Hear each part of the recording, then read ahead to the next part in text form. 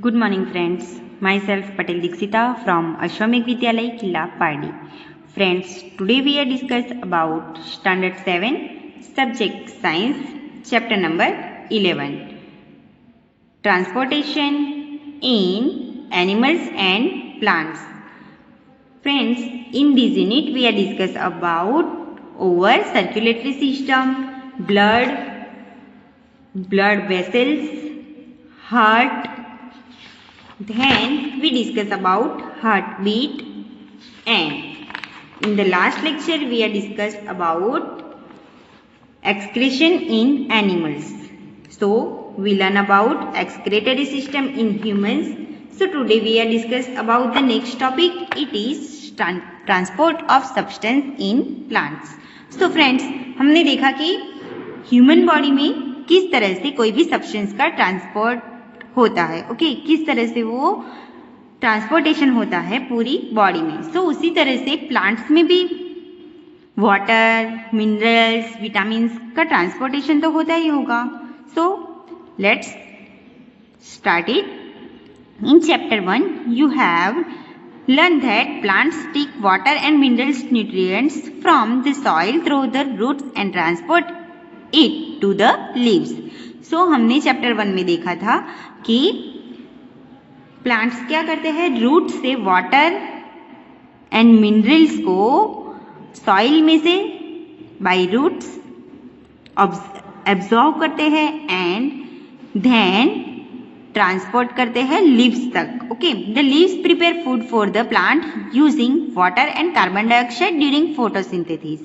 You also learn that chapter 10 that food is the source of energy and every cell of an organism gets energy by the breakdown of glucose.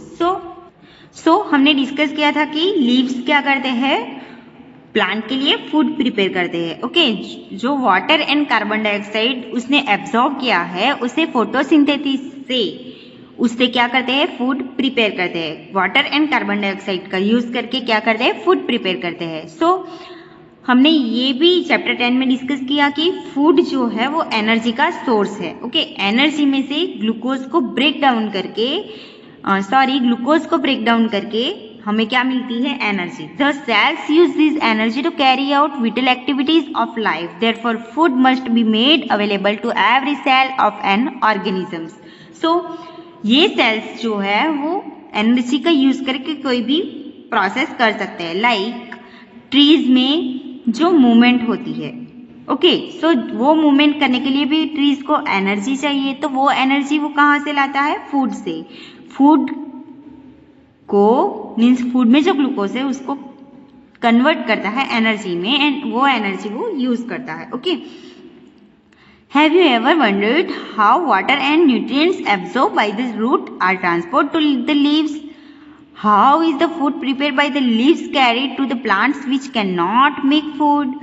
So, आपने कभी notice किया कि ये जो leaves है वहाँ तक water and nutrients कैसे रूट से लीव्स तक किस तरह से वो न्यूट्रिएंट्स जाते हैं एंड जो लीव्स फूड प्रिपेयर करते हैं तो उस लीव्स से other parts of part means plant के दूसरे जो पार्ट्स है लाइक स्टेम, रूट जो कि फूड प्रिपेयर नहीं करते तो वहां तक फूड कैसे पहुंचता है, क्या आपने कभी गैस किया?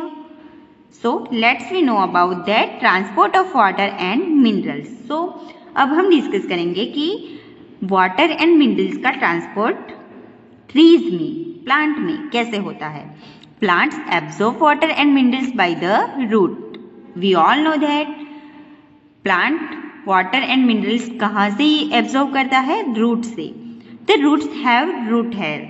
रूट में क्या होता है, root hair होता है. Look at here, it is root hair. Okay.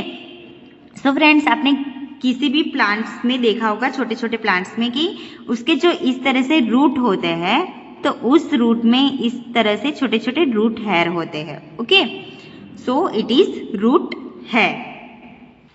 The root hair increase the surface area of the root for the absorption of water and minerals nutrients dissolved in water. The root hair is in contact with the water present between the soil particles. So look at here. क्या होता है कि root hair जो होते हैं वो root का surface area increase करते हैं, जैसे आप यहाँ पे देख सकते हो। एंड जो वाटर एंड मिनरल्स जो सॉइल में डिसॉल्व होते हैं तो उसे एब्जॉर्व करते हैं। कौन? Root hair. Okay, so root hair जो है वो सपोज ये सॉइल है, तो सॉइल में जो स्पेस है तो उस स्पेस में वाटर एंड मिनरल्स जो है वो होते हैं, तो उसमें से root hair minerals and water absorb करता है इस तरह से। एंड एक सेल फिलअप होता है, उसमें से सेकंड सेल फिलअप होता है, उसमें से थर्ड सेल फिलअप होता है। तो इस तरह से फिल होता होता वो कहाँ तक जाता है? जाइलम वेसल तक। ओके, एंड इस टाइप का जाइलम वेसल होता है तो उसमें भी फिल होता होता सपोज ये रूट हेयर से इस तरह से वाटर एब्जॉर्ब हुआ, सेल में फिल होता होता होता ये सारे सेल्स जो है वो फिलअप होते जाएंगे एंड उसी तरह से वाटर एंड मिनरल्स ऊपर जाते रहेंगे। Okay, so friends, can you guess how water moves from the root to the leaves? What kind to transport system in present in plants? So friends, अब आपको पता चला कि किस तरह से वाटर रूट से लीव तक मूव होता है एंड कौन सा ट्रांसपोर्ट सिस्टम प्लांट में प्रेजेंट है। बुजुर्ग थिंक दैट प्लांट्स में have pipes to transport water to the entire plant like we have in our homes for the supply of water. So बुजुर्ग क्या थिंक करता है कि प्लांट्स में भी पाइप्स होते होंगे जैसे कि हमारे घर पे लगे होते हैं, जिससे कि वो वाटर सप्लाई कर सकता है। सो फ्रेंड्स, आपको क्या लगता है कि क्या प्लांट्स में भी पाइप्स होते होंगे?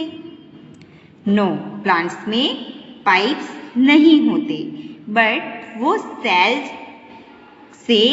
सेल थ्रू क्या करते हैं? वाटर एंड मिनरल्स का सप्लाई करते हैं। तो उसी तरह से जैसे मैंने आपको बताया कि वाटर रूट से लेके रूट हेयर से रूट में, रूट सेल से लेके स्टेम में से लीव्स में, इस तरह से क्या करता है? मूव करता है। तो उसी तरह से जो लीफ में जो फूड प्रिपेयर हुआ है तो लीफ में से स्टेम में से रूट में से रूट हेयर में, इसी तरह से सारा जिस तरह से वाटर सप्लाई हुआ उसी तरह से क्या होता है? फूड सप्लाई भी होता है। Okay, so friends, I hope you understand transport of water and minerals in plants, and in the next lecture we are discuss about one interesting topic. Thank you.